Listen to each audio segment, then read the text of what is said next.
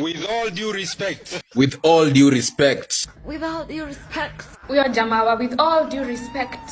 Yaani tumekusifu hata dakika 5 hazijaisha, ushapewa kitu kidogo kaeka kwa mfuko ukakuja kwa kutuonesha mapengo.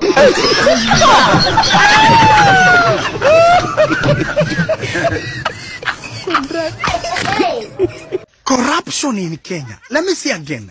Corruption in Kenya. Yani hongo ndio tu maliza sauti ya mwananchi. With all due respect, our cabinet minister of holiday. What?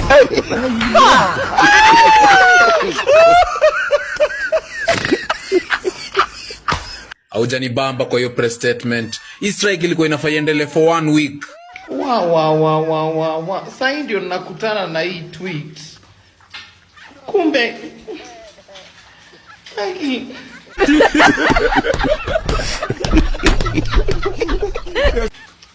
sasa ndio nakutana na hii tweet. Tuko huku with all due respect tumemsifu. Kumbe wako huku wanaekwa kwa bahasha. Guy, anyway.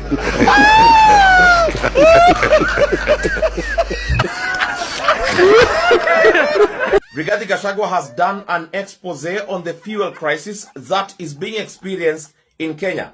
So let me ask the officials of the transport sector who are saying they will negotiate with the government. I hope they will not be compromised.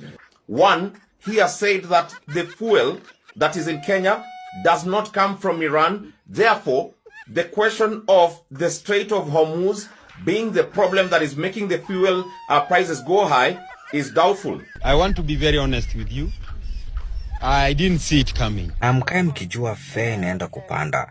Hii deal mnaona hapa imestrikiwa between the Matatu Owners Association and the Transport Association na serikali.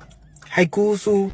In my background as in training, I'm trained to give authentic information. Haiku affect wewe.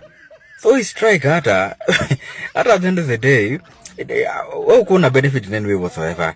It was wanasema wako biashara watu. He has also said that there were some officials within the Transport Association that were to be bribed yesterday so that they call off the strike. Huyo jamaa with all due respect.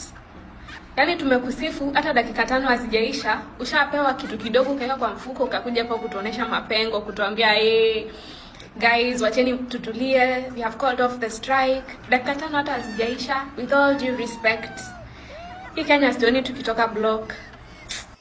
That each of them, there were 7 of them, each of them were to be given 500,000